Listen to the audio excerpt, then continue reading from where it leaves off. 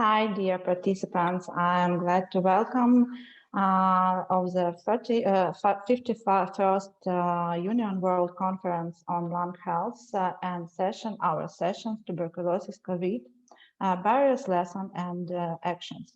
These sessions will be moderated by me, Oля Klimenko, leader of TB community in Ukraine, charitable organization TB People Ukraine. For decades, we have not been very successful in the fight against tuberculosis. The most stigmatized disease, despite extensive advocacy work around the world, it's too early for us to talk about political commitment to global solutions. Nevertheless, the COVID pandemic clearly showed us that countries have the ability to overcome infection disease. What is wrong with tuberculosis and what lessons we can learn from the current? Using the example of Ukraine, we will try to show how COVID influenced the situation with access to services for people with TB.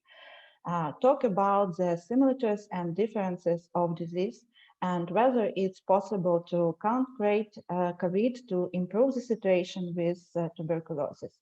Touch on the ERCA regional and global goals. So I'm glad to introduce our first speakers, Vitalina Ustenko, with presentation One Impact Ukraine as tool of help patients during a pandemic. Vitalina Ustenko, our member of our team, TB People Ukraine. She is application coordinator and case management psychologist and technical support of One Impact application. Vitalina, please, you have 7 minutes.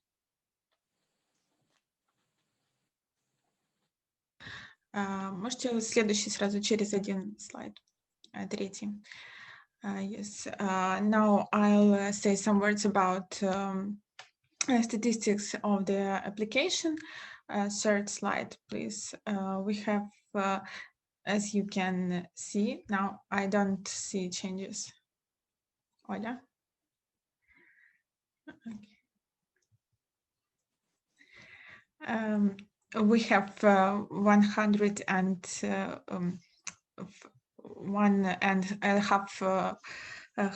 of registrations, and we can say that every third registrant has submitted a statement in the application. So we have 500 applications.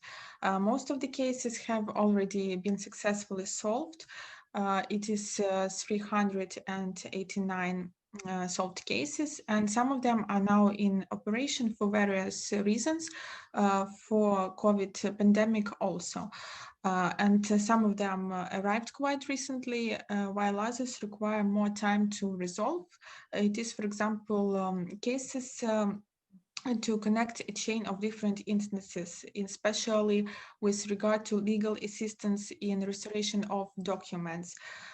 Because due to pandemic also there is many problems with restoration of documents and with connection with government instances. Пожалуйста, следующий, если... уже через... Yes, and уже следующий, если можно. Yes, there is... next. Yes, 5. Yes, yes. We have 51% of female applicants, 49% of male applicants, and 1% of transgender applicants, 8%. For age, you can see the most patients are between 25 and 40 years old. Следующий, пожалуйста. We will not analyze all the indicators now, but there is some interesting information. We will focus on those that are significant for each of these groups. As we can see, men are more likely to seek material and legal assistance. They have problems with work, with money, and with documents as much. And women face stigma more often than other groups. As you can see, in percentage terms, It is almost twice more often for women to face stigma than for men. And for underage patients, for children, the most common problem is the need to pay for medical services. So our help for children is mainly in medical drugs and some assistance medical help. Next, please. I would like to separately focus on the role, of the community, because our work with social and medical workers during the quarantine, we see that as well as successful problem-solving cases, we're bearing fruit in the form of increase of the number of calls. The much more we work with social workers and medical workers, the more applications we have in the One Impact. Следующий, пожалуйста. Yes, and this is important slide. Дальше, там где картинка. It provides important information, namely a list of barriers due to which patients stop treatment.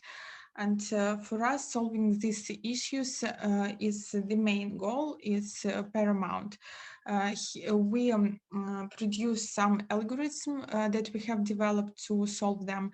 And you can see we could help people with assistance with accompanying medical services and drugs, for example, with transportational costs, with psychological consultations or legal consultations, with product certificates, because many people don't have enough money and enough opportunities to have good food, good meal, and nutritional supplement. And many cases we refuse to other government or non-government organizations, and together we solve these problems. And in the context of the topic of stopping treatment, we would like to draw attention to such risks that is connected with the pandemic. Пожалуйста, через один, там где бублик. Yes, Stop TB Partnership survey in the April among 20 countries, including Ukraine, on the impact of the COVID-19 pandemic on TB response. And there are three main reasons to stop treatment and to difficulties with treatment. It is lack of opportunity to visit medical facilities, violation of sputum transport to laboratories, and failures with diagnostics. And as you can see on the diagram, we have in Ukraine 24 oblasts or regions at all in country, and now we have information from 19 of them. If you are interested, we can next give more detailed information, but now it is only obvious information. Пожалуйста, следующий. We managed to interview 99 patients until, due to technical reasons and the politics of international companies, for example, Google Play Market, they stopped the survey. We must stop the survey, but these results we have from the 99 patients, and 76% of them said that they have problems in their TB treatment because of the pandemic in Ukraine. And next, please. There is detailed of these barriers that are caused by COVID-19. We see that the main problem is that patients are not recommended to visit institutions, and that medical staff are not available at the hospital. Some doctors are involved in the fight against COVID-19 more than in the fight against TB, and laboratories doesn't work in the usual way. They diagnosed COVID, or they were closed because of COVID, and they stopped diagnosed TB. And medical centers switched to the treatment of COVID-19. And as you see, there is the main group, others, 33%. And it should be noted that people, when say about it, it is not a problem only inside the country, inside the Ukraine. There is more global one problem that consists in the 33%. For example, lack of bedaquiline now that we have in Ukraine. We think that it is more global problem. For example, the storage is largely due to the pandemic, due to restrictions of the work and some employees in the productions of medicines because of quarantine. И, пожалуйста, там, где our solutions через одну. And we recommend these solutions due to the barriers that you see. We have three main ways to help people in the quarantine. First, because some institutions are closed, we began to work with medical personnel and social workers more than earlier, and with their help we can establish contact with patients and help them overcoming barriers, because many medical centers are closed, but medical professionals have to work there, and they can visit these hospitals, and they can write about barriers of the patients to us. Second solution, it's the support with the support of partners. We redistribute some drug resources from one oblast to another if it's necessary, but it is the country using country level, because some oblasts don't have drugs at all, and some oblasts have some reserved of drugs. So with the help of government and non-government organizations, we redistribute some resources of bedaquiline. And the third, our solution, that we help diagnostics of people or additional treatment by paying for the patient's transfer to another hospital. If they need alternative diagnostics, or they need some special doctors to visit, we could help them to find this doctor and to transport them to another oblast. There are the main information. Thank you for attention. Maybe some questions or. Okay, dear participants, we have 3 minutes for questions or some comments. If you want, please.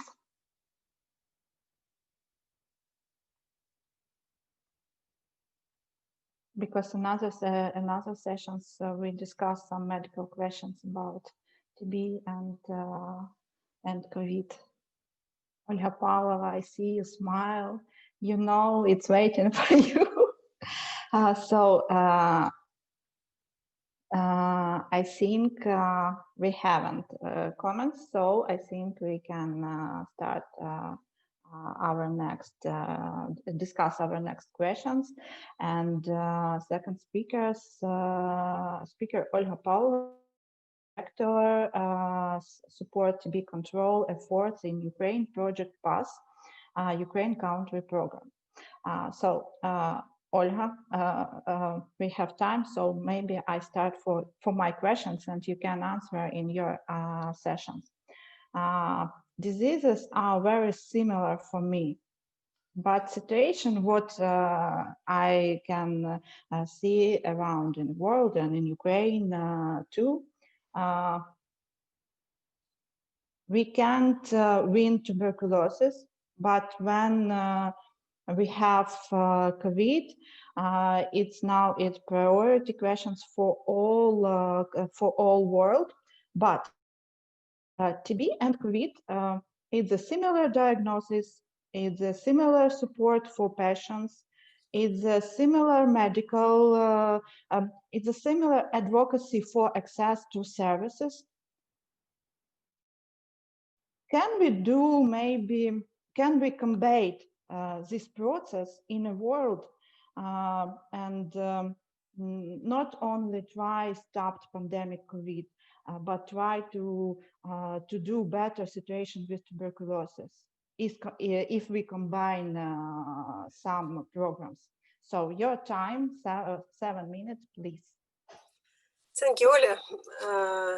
Good evening, good day, good night. I don't know how many participants from the different part of world we have. It's a very good question about the combine our response from two diseases. Maybe these diseases have some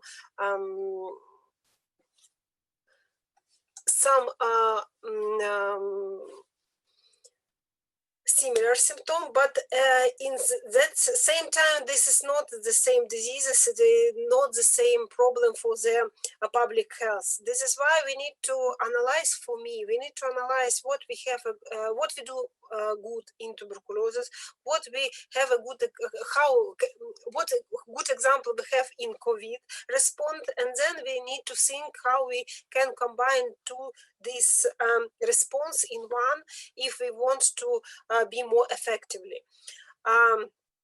In this conference, we have many presentations about the COVID and impact of COVID of the TB response. And what we see in the whole world now, we have a problem with whole response. We have a problem in whole public health program in whole world. Why? Because the COVID is affected by very suffer patients before, and for me, TB patients want the most suffer in our world, and the COVID only do situation better. Yes, people with COVID and with TB show the similar symptoms such as cough, fever, difficulty breathe, but both diseases primarily attack the lungs, but this is not the same diseases. These diseases have differences in diagnosis, in treatment, for example, and in contagious. For example, COVID have high contagions, but in tuberculosis we have low contagious. In COVID, in tuberculosis, in both diseases, very we need to do the active case finding among the contact person. This is maybe similar activity we need to implement in COVID response and in tuberculosis response, and maybe new COVID response could took the examples from the tuberculosis program and implement in his response too. But in same time, we have no, for example, lockdown in tuberculosis response, because we live with tuberculosis many years in the world, and I think tuberculosis like old friend. We know this is a problem. Yes, this is a problem for one very small people in the world. That is why it's not a problem for a whole world. But COVID now it's a problem for whole world, and now this more attention, more resources put in COVID. For us, for people who working against tuberculosis, I think this is not a good situation, because if all activity will be focused only in COVID, we lose all our good examples, all our progression in TB control. And I agree with you that if we create new system of the COVID respond, we could think about the old problem like tuberculosis and combine the services. But what we see now in the world, in many cases in Ukraine, including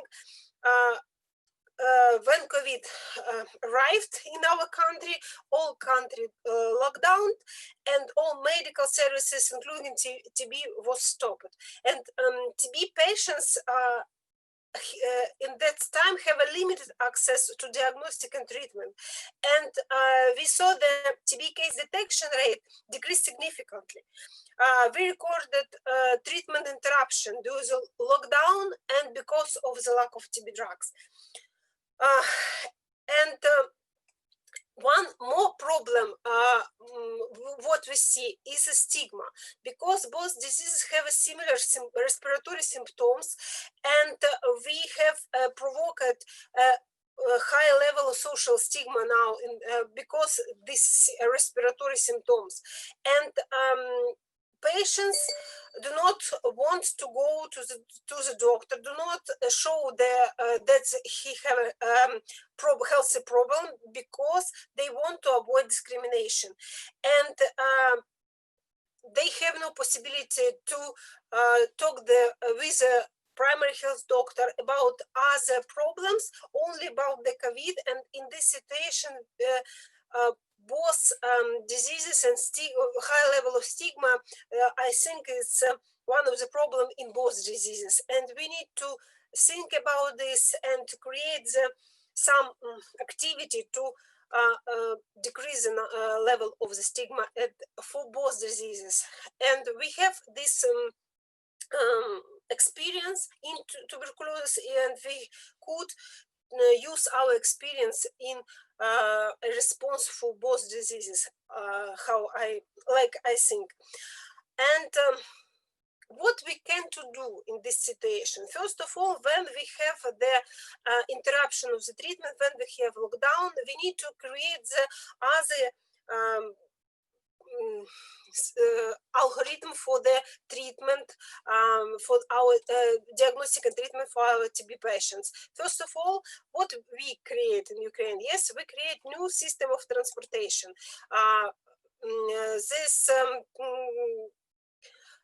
transportation not only for TB, this samples transportation for both all diseases what we have in the field problem. We could put together TB samples, COVID samples, HIV samples. Of course, we need to separate in the one car, but we could create one system for whole diseases. This is give us opportunity to create the better response for whole diseases. This is one for me. Second, it's support for the patients, because when we have lockdown, our patients sitting at home. Yes, we sit at home too, but for patients it's a huge problem, because they stay alone with all his social and other problem. And I think the social support is very important in this situation.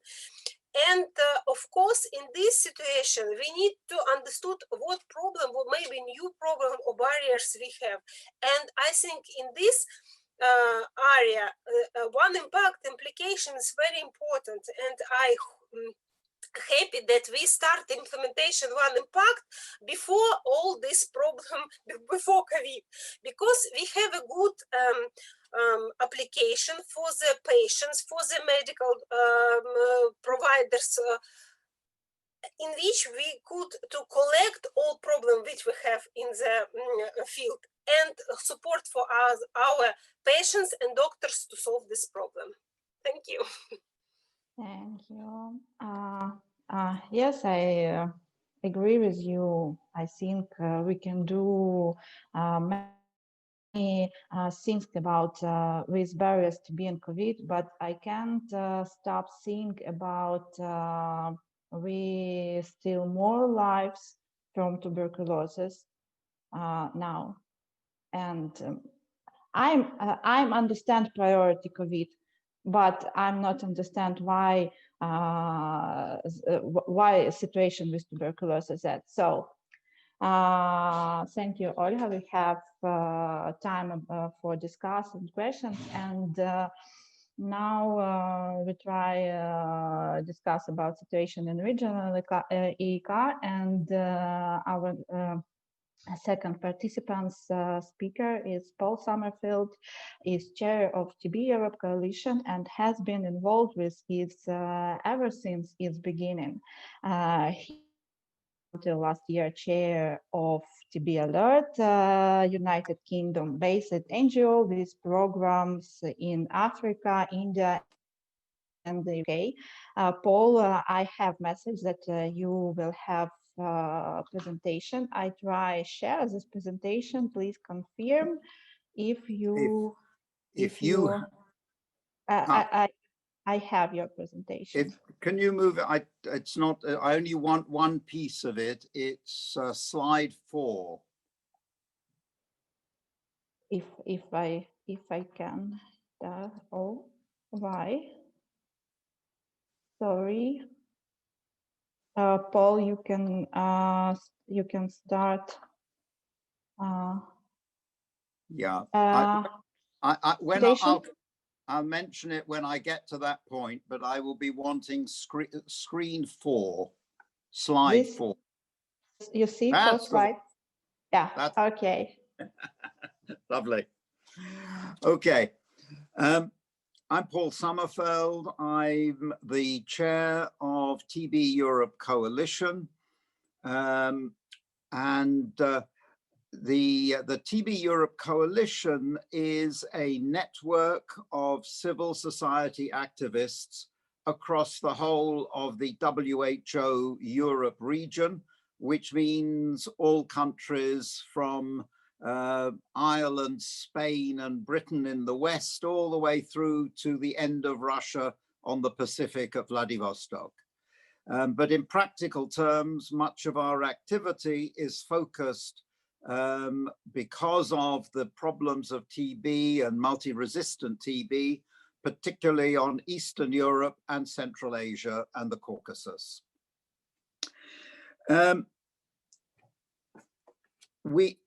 The previous speakers have been pointing out that COVID is a challenge for us. In the last couple of years, things have been going moderately well for TB in our region. There has been a decline of around 20 to 30% in new cases and incidents in the various countries that we look at. So we're very concerned that because of the focus inevitably that has to be on COVID, that we will fall backwards in terms of what has been achieved recently in TB.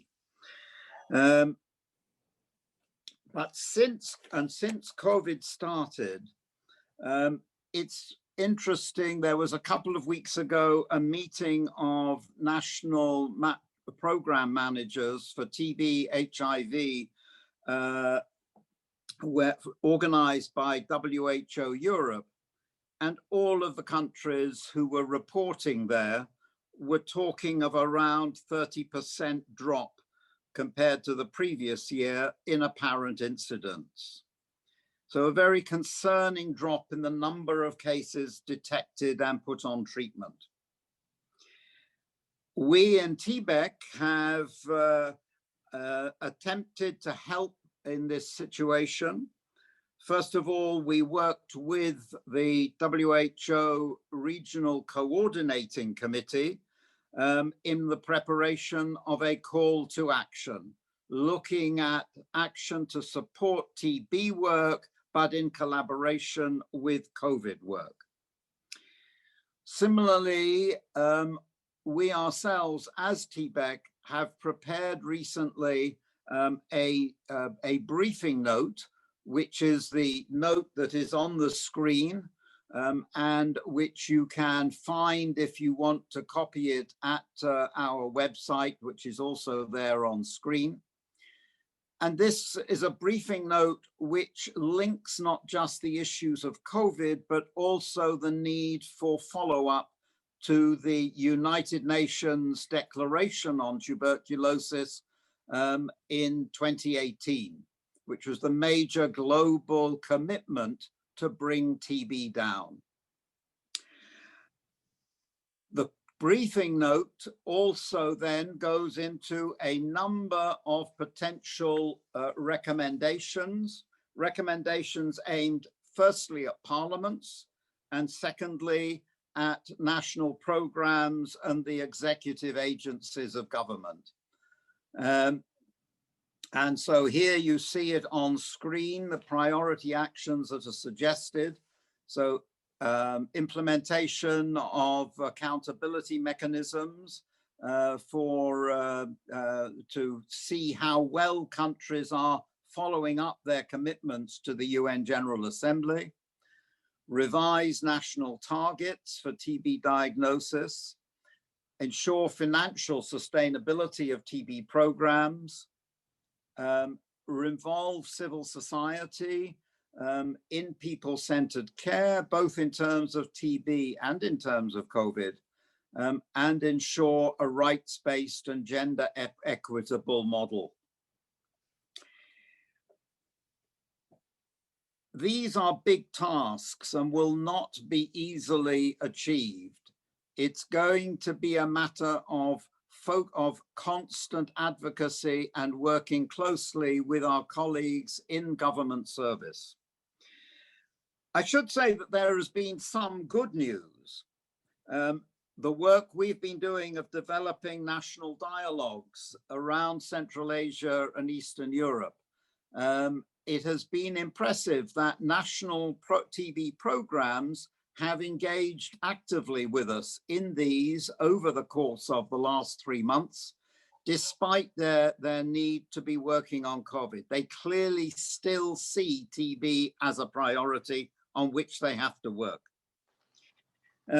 Another aspect that is quite positive is that we have seen an acceleration of ambulatory care. You have 1 minute. Okay, and particularly the development and use of video, of VOT, video operative treatment. So lastly, I would say, there is both hope and danger here, but let us treat the work on COVID as a matter of partnership, not just as something that opposes us. We need to advocate for continuing TB action, but also remember to offer ways in which we can actually assist in work against COVID. Thank you. Thank you, Paul. I have questions for you about national dialogue, but how I know we have we had some hands. Please, participants, if you have some questions or comments, we will have some few minutes in the end of our sessions. And now our global level, our very best partners, Stop TB Partnership organization, who very strong support community in all around the world. James Millar, human rights lawyer with the Stop TB Partnership in Geneva. James leads on community engagement and efforts to provide the basic response to TB. Please, James. Thank you very much, Olya, and to the fantastic panel for the reflections so far. I think a lot of the points that I'll be making will sort of reiterate some of those that have already been made, but I think that it's quite valuable given the subject matter. Like, first of all, I just wanted to note that there was modeling that was done right at the start of the pandemic, and the conservative results of that modeling suggested that 1.4 million additional deaths and over 6 million more people falling ill with TB as a result of the COVID pandemic. That in and of itself is a critical human rights issue. It's a complete disaster. And we need to make sure that we're not losing sight of these numbers. When we're talking about ending TB, 1.4 million deaths and 6 million more people falling ill is a tragedy and an incredible challenge that we need to come back to. Quite recently, you can see on the slide, there was a report that was released as well by TB affected communities and civil society. There was by 10 global and regional networks and organizations. And I note that TB People, the global level, was one of those who was involved in this. They've done a survey which had like close to 1,000 responses with a particular focus looking at Kenya and India based on the number of responses. But I note as well from our colleagues from the Ukraine and some of the reflections you made, some of the similarities in the results that came out of this survey as well. Just to note as well, on the bottom of the screen, there's a link to this study if you're interested in looking at it a little bit more.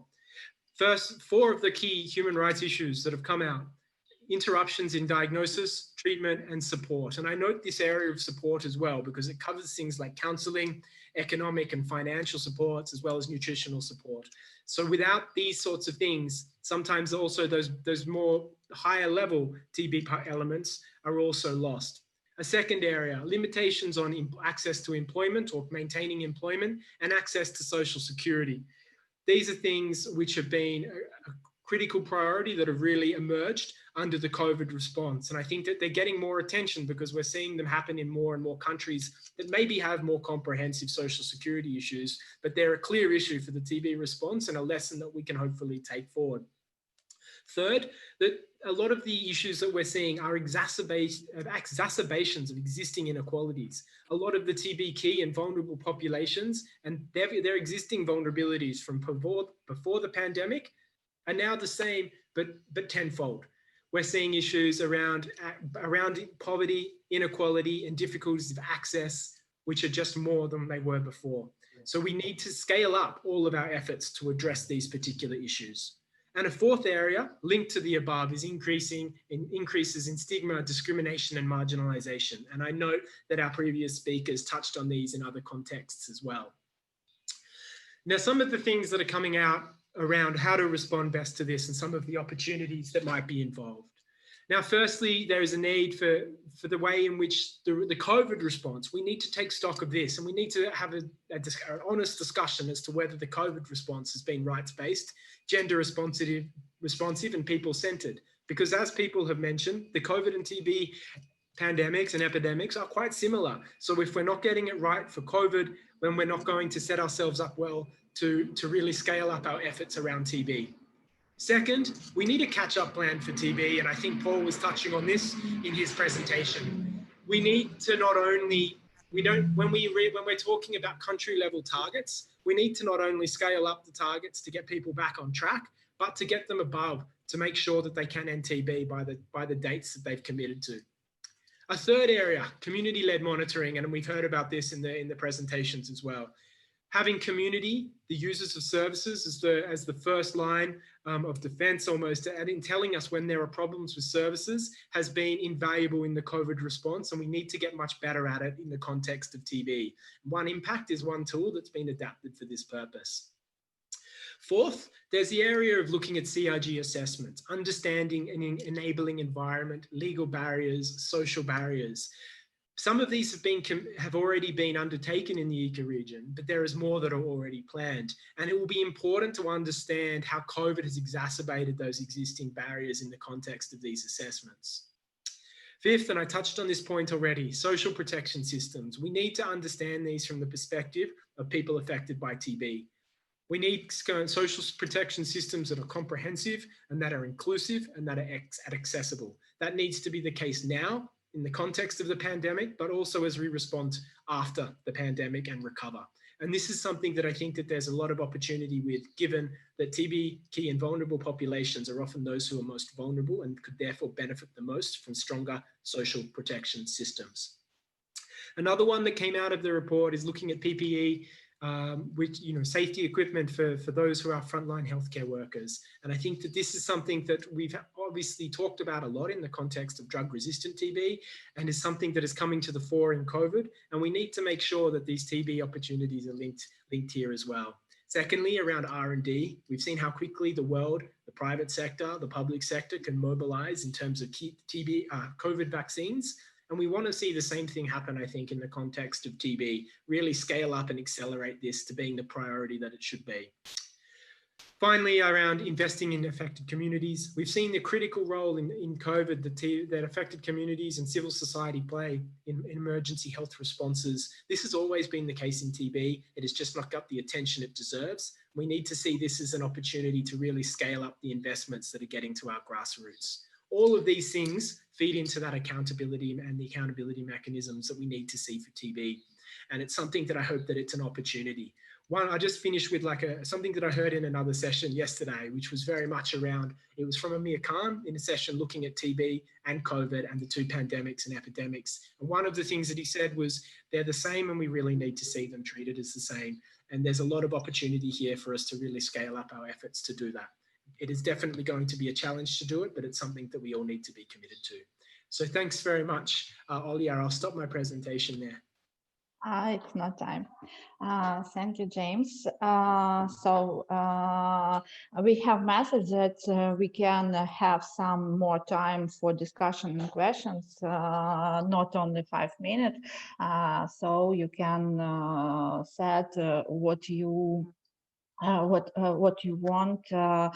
James, I have some questions for you. I know maybe it's not correctly questions, but maybe you have some idea what the situation in Ukraine situation with community. It's very well, because we have support national partners, Stop TB Partnership. We have support all general organization in the world, not only Global Fund.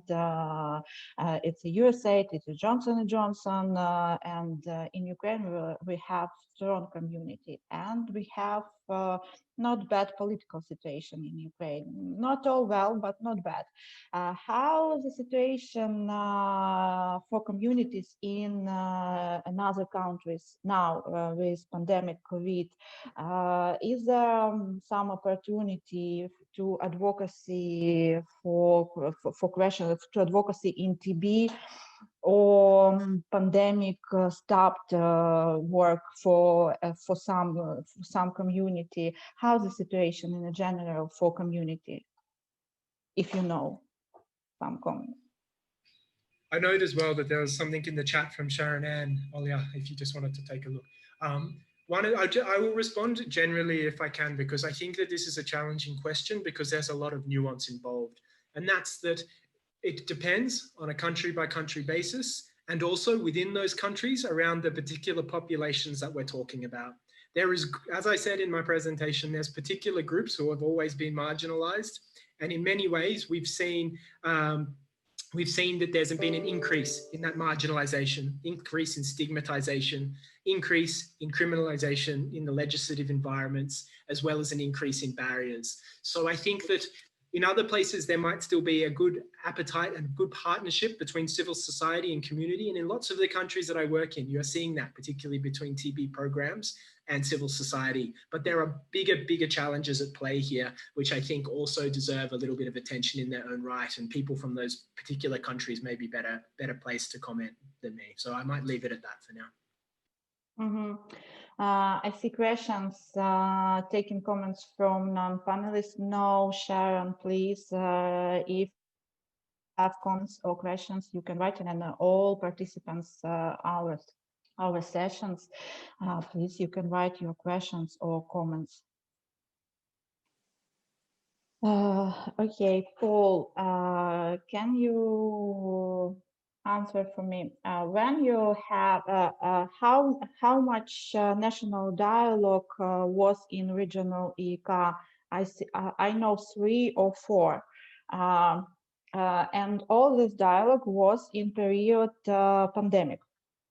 So when you have dialogue on a national level, you said some words about these questions, but are you have chance to discuss about TB, COVID priority, how the situation on a national level in countries where you was with national dialogue? The first 2 national dialogues that are already taken place and completed took place before the pandemic. That was Belarus and Azerbaijan, both in the second half of last year. But during the pandemic, we have been working with Armenia, Tajikistan, and Kazakhstan on the development of national dialogues. Indeed, this morning already, we actually had the first day of the dialogue in Tajikistan. And it's really it's those three, the experience of those three that were behind my comment that I have been impressed by the willingness of not just civil society, but also National TB Program and Ministry of Health individuals to engage with us on a dialogue about civil society in TB work, where at a time when they must be run off their feet with also trying to deal with COVID. For me, it was a statement that they have not forgotten TB and they do want to try to maintain services as far as they can. Mm-hmm. Thank you, Paul. If James, maybe Olga, you can help me. I see we can, Shannon can talk in with us, but I'm not sure that I know how we can do it technical. I think she's actually might have dropped off, Olya, so we might wait. Hello, everyone. Yeah. I'm Pamela from Azerbaijan, from Support to Health NGO. I have some comments on TB and COVID-19 situation. The pandemic created crisis in health systems, and it appeared all the shortage of health systems, lack of beds, finance, low investments to health researchers, to infrastructures, and etc. But the government's response to COVID was very timely and great. For example, in Azerbaijan, our president established a fund to fight coronavirus, and all our citizens, all business structures, governmental structures made donations to this fund, and now we are going to pay for the vaccines, to order our vaccines with this payment. And we can do also we can use this example to fight against TB. You said in your presentations, for example, this COVID response, COVID fight made the TB the second priority in the countries, and this also we can feel it, the violation of the rights of TB patients, their access to the services, to medicines was limited, and now also limited. All resources, medical officers, also TB facilities involved in the fight against COVID, and as a result, the TB patients, also TB response is as they forget about TB response in the countries. Thank you, Parnava. Yes, it's a difficult situation in your country now in general. So I hope maybe with time it will be better. Shannon, can you connect with us? How do Parnava? You have some comment for us, please, if you can.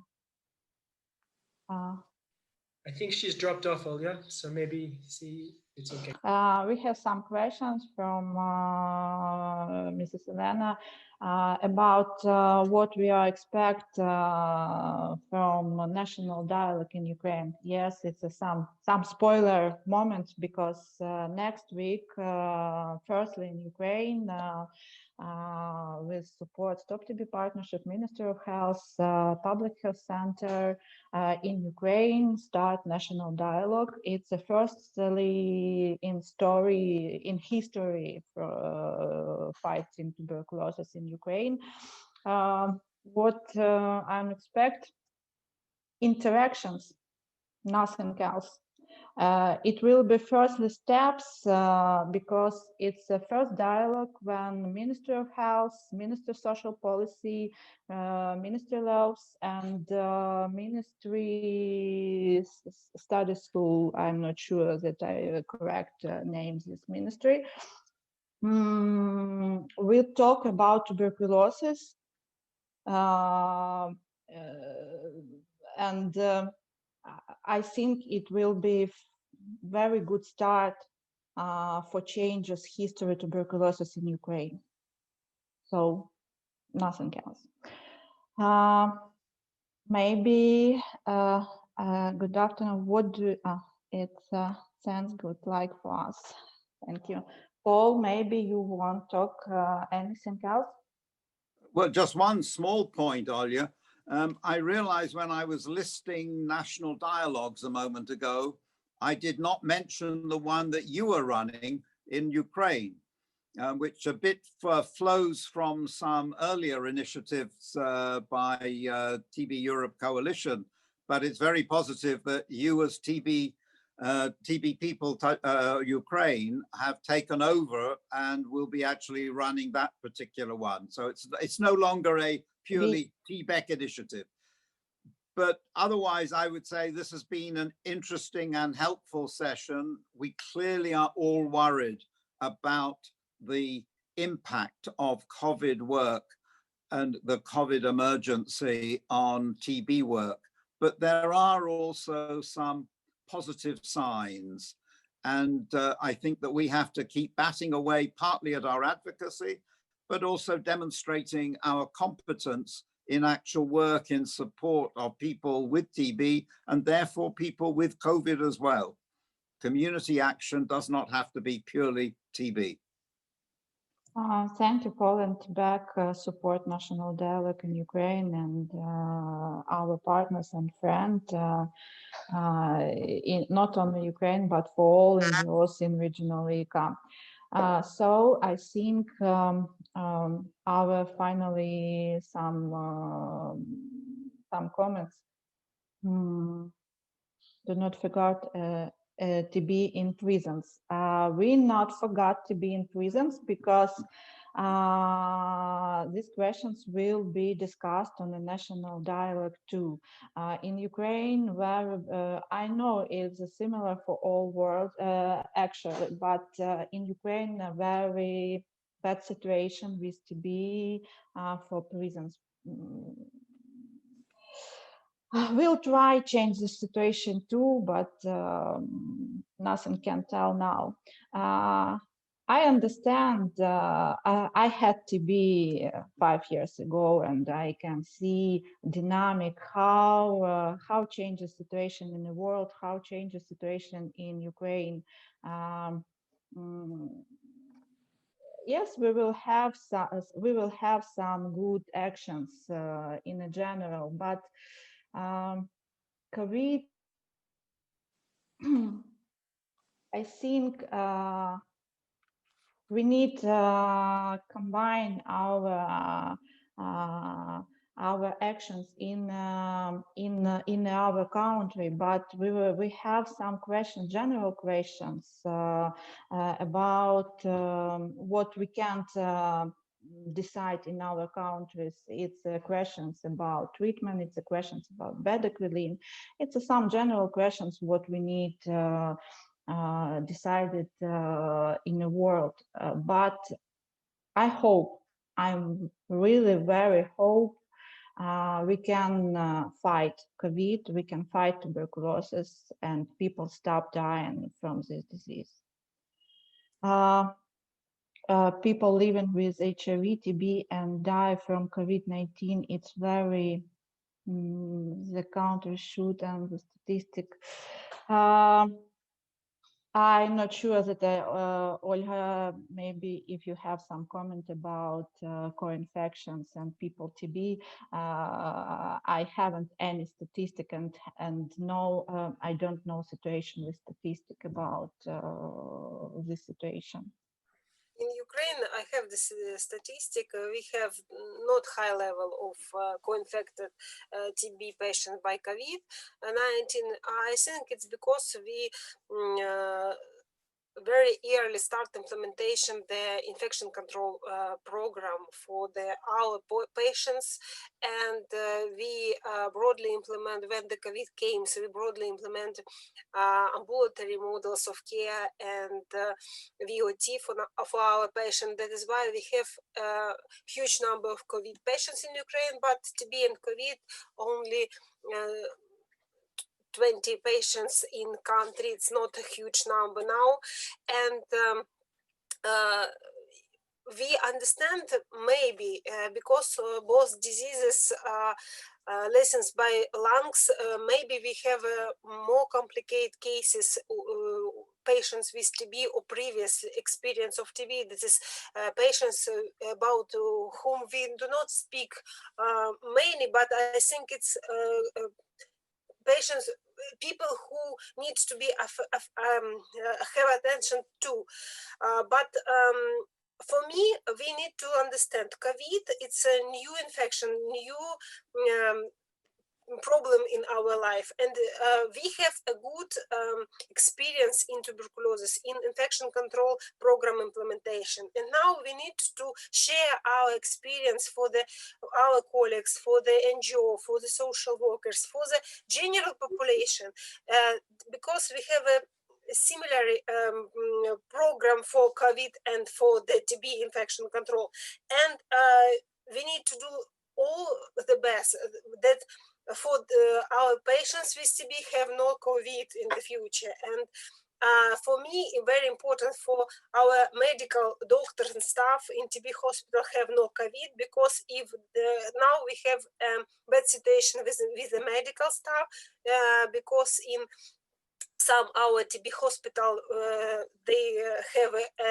COVID beds, and in the huge number of TB doctors and nurses have COVID. This is why we have problem with in general with medical services. We need to think broadly, and I think TB program must to share his experience with other program and stop the both diseases for one hand, and for the second hand, I agree with Paul. This is our opportunity time for the to be more louder about TB, because in whole media we only see and hear about the COVID. We need to add there and do the many advocacy action and add TB for this media, social media messages. This is our opportunity. Thank you. We have very long comment. I'm sorry. First, it's not questions, it's comments, and I think we all can read these comments. So thank you, Natalia. So if we haven't any comment or questions, I wish motivation to all communities to survive this challenging time. Thanks, my dear panelist member, for these sessions, for your time. Please all stay healthy and take care of yourself. I'm very glad to see you, because in online format, but it was very pleasure for me. Thank you all.